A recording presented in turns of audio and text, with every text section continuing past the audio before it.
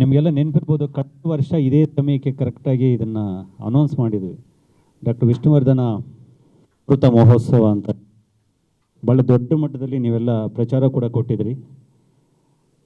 ಏನಕ್ಕೆ ಈ ಅಮೃತ ಮಹೋತ್ಸವ ಅಂತ ಅಂದರೆ, ಡಾಕ್ಟರ್ ವಿಷ್ಣುವರ್ಧನ್ ಅವರ ಹೆಸರಲ್ಲಿ ಇಡೀ ಚಿತ್ರರಂಗ ಕೂಡಿ ಸಂಭ್ರಮಿಸಿದ್ದೇ ಇಲ್ಲ.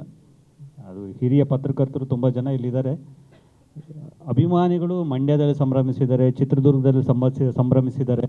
ಸಿನಿಮಾ ಈವೆಂಟ್ಸ್ ಆಗಿದೆ ಅವರ ಪ್ರೊಡ್ಯೂಸರ್ ಕಡೆಯಿಂದ ಬಿಟ್ಟರೆ, ಅವರ 200 ಸಿನಿಮಾಗಳು, ಅವರ ಪರಭಾಷೆಯ 30ಕ್ಕೂ ಹೆಚ್ಚು ಚಿತ್ರಗಳು ಮತ್ತು 40 ವರ್ಷಗಳ ಸುದೀರ್ಘ ಪಯಣ, ಈ ಯಾವುದನ್ನು ಕೂಡ ಕನ್ನಡ ಚಿತ್ರರಂಗ ಸಂಭ್ರಮಿಸಲೇ ಇಲ್ಲ, ಗೌರವಿಸಲೇ ಇಲ್ಲ, ಒಗ್ಗೂಡಬೇಕು ಅವರ ಹೆಸರಲ್ಲಿ ಅಂತ ಅನ್ನಿಸ್ಲೇ ಇಲ್ಲ ಅವರಿಗೆ. ಆ ಕಾರಣಕ್ಕೋಸ್ಕರ ನಾವು ಅಂದ್ಕೊಂಡ್ವಿ, ಅವರ ಹೆಸರಲ್ಲಿ ಒಂದು 75ನೇ ವರ್ಷ ಮತ್ತೆ ಬರಲ್ಲ, ಅವರ ಈ ಸಂದರ್ಭವನ್ನು, ಈ ವರ್ಷವನ್ನು ಒಂದು ತುಂಬ ದಿವಸ ಉಳಿಯುವಂತಹ ನೆನಪಾಗಿಸಬೇಕು ಅಂತ ಹೇಳಿ ಅಂದ್ಕೊಂಡ್ವಿ. ಸೊ ಈ ಕಾರಣಕ್ಕೆ ನಾವು ಅಮೃತ ಮಹೋತ್ಸವ ಅಂತ ಹೇಳಿ ಕಳೆದ ವರ್ಷ ರಾಜೇಂದ್ರ ಸಿಂಗ್ ಬಾಬು ಸರ್ ಮತ್ತು ಎಸ್ ನಾರಾಯಣ್ ಅವರ ಸಮಕ್ಷಮದಲ್ಲಿ ಅದನ್ನು ಅನೌನ್ಸ್ ಮಾಡಿದ್ದೀವಿ ಕೂಡ. ಆದರೆ ಅದಾದಮೇಲೆ ನನಗೆ ಅದರ ವ್ಯಾಪ್ತಿ ಅರ್ಥವಾಗಲಿಲ್ಲ. ಸುಮಾರು ಅದರ ಬಡ್ಜೆಟು ಹೋಗ್ತಾ ಹೇಗಾಯಿತು ಅಂತಂದರೆ, ಸುಮಾರು 3.5 ರಿಂದ 4 ಕೋಟಿ ಅಷ್ಟಾಯಿತು. ಪ್ಯಾಲೇಸ್ ಗ್ರೌಂಡಲ್ಲಿ ಮಾಡ್ತೀವಿ ಅಂತ ಅಂದ್ಕೊಂಡಿದ್ವಿ. ಆಮೇಲೆ ಟೈಮ್ ತುಂಬ ಕಡಿಮೆ ಇತ್ತು. ಸೊ ನಾವು ಅಂದ್ಕೊಂಡ್ವಿ, ಇದು ಅವರ ಹೆಸರಲ್ಲಿ ಇಷ್ಟೊಂದು 3 ಕೋಟಿ 4 ಕೋಟಿ ಈವೆಂಟ್ ಮಾಡುವಷ್ಟು ಶಕ್ತಿ ಒಂದು ನನಗಿರಲಿಲ್ಲ. ಎರಡನೇದು, ಅಷ್ಟು ದುಡ್ಡು ಒಂದು ಕಾರ್ಯಕ್ರಮಕ್ಕೆ ಖರ್ಚು ಮಾಡೋದಕ್ಕಿಂತ, ರಾಜೇಂದ್ರ ಸಿಂಗ್ ಸರ್ ನನಗೆ ಯಾವಾಗ ಹೇಳ್ತಿರ್ತಾರೆ, ವಿದ್ಯಾರ್ಥಿಗಳಿಗೆ ಏನಾದರೂ ಸ್ಕಾಲರ್ಶಿಪ್ ಮಾಡಿ, ಯಾರನ್ನ ಓದಿಸಿ ಸಂಭ್ರಮಿಸಿ, ಬಟ್ ಅದನ್ನು ಕಡಿಮೆ ಮಾಡಿಕೊಂಡು ಬೇರೆ ಕೆಲಸಗಳಿಗೆ ಬಳಸಿ ಅನ್ನೋಂಥ ಮಾತನ್ನು ಹೇಳ್ತಿರ್ತಾರೆ. ನನಗದು ಸರಿ ಅನ್ನಿಸ್ತು ಕೂಡ. ಆ ಕಾರಣಕ್ಕೆ ಸ್ವಲ್ಪ ಸುಧಾರಿಸ್ಕೊಂಡು ಬೇರೆ ರೀತಿಯಲ್ಲಿ ಪ್ಲ್ಯಾನ್ ಮಾಡ ಅಂತ ಹೇಳಿ ಇಷ್ಟು ದಿವಸ ಕಾದ್ವಿ. 75 ವರ್ಷ ಹೆಂಗೋ 1 ವರ್ಷ ಇರುತ್ತೆ, ಅದರಿಂದ ಮಾಡಿಬಿಡೋಣ ಅಂತ ಹೇಳಿ ಪ್ಲ್ಯಾನ್ ಮಾಡ್ಕೊಂಡ್ವಿ. ಸೊ ಈ ಸಂದರ್ಭ ಬಂದಿದೆ. ಸೆಪ್ಟೆಂಬರ್, ಇವತ್ತು ಅದೇ ಡೇಟ್ ಅನೌನ್ಸ್ ಮಾಡಲಿಕ್ಕೆ ಅಂತಲೇ ನಾವು ಇಲ್ಲಿ ಸೇರಿದ್ದೀವಿ. ಸೆಪ್ಟೆಂಬರ್ 27ಕ್ಕೆ ಡಾಕ್ಟರ್ ವಿಷ್ಣುವರ್ಧನ ಅಮೃತ ಮಹೋತ್ಸವ ಆಯೋಜಿಸಿದ್ದೇವೆ. ಕಳೆದ ಬಾರಿ ನಾವು ಏನನ್ನೆಲ್ಲ ಪ್ಲ್ಯಾನ್ ಮಾಡಿದ್ವು ಅದೆಲ್ಲವೂ ಕೂಡ ಈ ಸಲ ಕೂಡ ಇರುತ್ತೆ. 1 ದಿವಸದ ಉತ್ಸವ, ಬೆಳಗ್ಗೆ 6ರಿಂದ ರಾತ್ರಿ 12 ಗಂಟೆ ತನಕ ಅಂತ ಪ್ಲ್ಯಾನ್ ಮಾಡಿದ್ವಿ. ಬೆಳಿಗ್ಗೆ 6ಕ್ಕೆ ಹೇಗೆ ಶುರುವಾಗುತ್ತೆ, 12ಕ್ಕೆ ಹೇಗೆ ಮುಗಿಯುತ್ತೆ ಅನ್ನೋದಕ್ಕೆ ಒಂದು ಅದ್ಭುತವಾದಂತಹ ಒಂದು ಯೋಜನೆಯನ್ನು ಸಿದ್ಧಪಡಿಸಿದ್ದೀವಿ.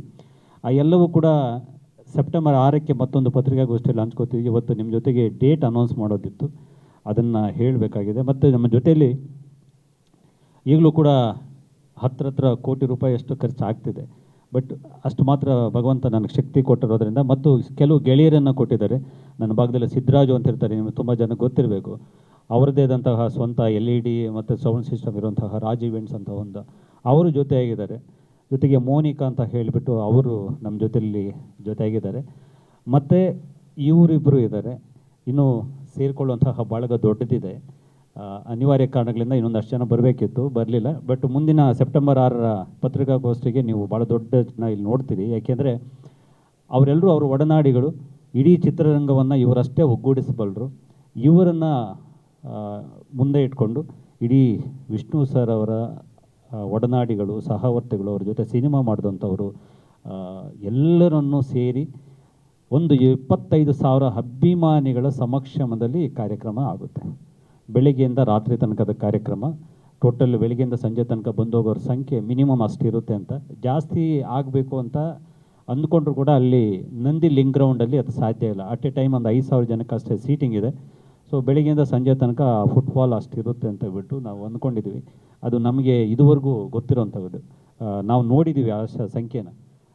ಕಳೆದ ಬಾರಿ ಕಟೌಟ್ ಜಾತ್ರೆ ಅಂತ ಮಾಡಿದರೆ ನಿಮಗೆಲ್ಲ ನೆನಪಿದೆ, ಅದು ಲಿಮ್ಕಾ ಬುಕ್ ಆಫ್ ರೆಕಾರ್ಡ್ ಕೂಡ ಆಯಿತು. ಸುಮಾರು 2.25 ಲಕ್ಷ ಜನ, ಪೊಲೀಸವ್ರು ಹೇಳಿದ ಪ್ರಕಾರ 2.25 ಲಕ್ಷ ಜನ ಬಂದಿದ್ದರು. ಅದು ಡಾಕ್ಟರ್ ವಿಷ್ಣುವರ್ಧನ್ ಅವರ ಶಕ್ತಿ. ಸೊ ಈಗ ಈ ಅಮೃತ ಮಹೋತ್ಸವ ಕೂಡ ಹಾಗೆ ಆಗುತ್ತೆ. ಈ ಅಮೃತ ಮಹೋತ್ಸವ ಸಭಾಂಗಣದಲ್ಲಾಗಲ್ಲ, ಇಡೀ ರಾಜ್ಯದಲ್ಲಿ ಆಗುತ್ತೆ. ಅದು ಹೇಗಾಗುತ್ತೆ ಅನ್ನೋಂಥದ್ದಕ್ಕೆ ಒಂದು ನಾವು ಯೋಜನೆಗಳನ್ನು ಸಿದ್ಧಪಡಿಸ್ಕೊಂಡು ಡಾಕ್ಟರ್ ವಿಷ್ಣು ಸೇನಾ ಸಮಿತಿ, ಭಾಳ ದೊಡ್ಡ ಸಂಘಟನೆ ವಿಷ್ಣುವರ್ಧನ್ ಅವರ ಅಭಿಮಾನಿಗಳ ಪಾಲಿಗೆ, ಆ ಸಂಘಟನೆ ಇದುವರೆಗೂ ಕರ್ನಾಟಕದ ಸುಮಾರು 200ಕ್ಕೂ ಹೆಚ್ಚು ಶಾಖೆಗಳನ್ನು ಹೊಂದಿರುವಂತಹ ಸಂಘಟನೆ. ಆ ಸಂಘಟನೆ ಮೂಲಕ ರಾಜ್ಯದ ಪ್ರತಿ ಜಿಲ್ಲೆ, ಪ್ರತಿ ತಾಲೂಕಲ್ಲೂ ಕೂಡ ಸೆಪ್ಟೆಂಬರ್ 27 ಒಂದೊಂದು ಅದ್ಭುತವಾದಂತಹ ಒಂದು ಸಂಭ್ರಮಕ್ಕೆ ನಾವೆಲ್ಲ ಸಾಕ್ಷಿ ಆಗ್ತಾ ಇದ್ದೀವಿ. ಇದನ್ನು ಹೇಳಲಿಕ್ಕೆ ನಿಮ್ಮನ್ನು ಮುಖಾಮುಖಿ ಆಗ್ತಾ ಇದ್ದೀನಿ. ದಯವಿಟ್ಟು ಇದನ್ನು ಕಟ್ಟಕಡೆ ಅಭಿಮಾನಿಗೂ ತಲುಪಿಸುವಂತಹ ಕೆಲಸ ನೀವಷ್ಟೇ ಮಾಡಬಲ್ರಿ. ಸೊ ಆ ಯಜಮಾನರ ಬದುಕಿನ ಜೊತೆಗೆ ಅದೆಷ್ಟೋ ಜನ ಇಲ್ಲಿರೋಂಥವ್ರೆಲ್ಲರೂ ಇದ್ದೀರಿ, ನೀವು ನೋಡಿದ್ದೀರಿ. ಅವರಿಗೆ ಈ ಥರದ್ದೊಂದು ಸಂಭ್ರಮ ಆಗಿಲ್ಲ ಅನ್ನೋಂತಹ ನೋವು ನೀವುಗಳು ತುಂಬ ಸಲ ವ್ಯಕ್ತಪಡಿಸಿದ್ದೀರಿ. ಇದು ಆಗಬೇಕಾಗಿತ್ತು ಅಂತ ಕೂಡ ಎಷ್ಟೋ ಜನ ಹೇಳಿದ್ದೀರಿ. ಆ ಕಾರಣಕ್ಕೋಸ್ಕರ ಇದು ಆಗ್ತಿದೆ. ಆ ಸಂಭ್ರಮವನ್ನು ನಿಮ್ಮ ಜೊತೆಗೆ ಹಂಚ್ಕೊಂಡ್ವಿ. ಉಳಿದಿದ್ದನ್ನು ಸುಂದರ ಸರ್ ಮಾತಾಡಬೇಕು ಅಂತ ಕೇಳ್ಕೊತೀನಿ.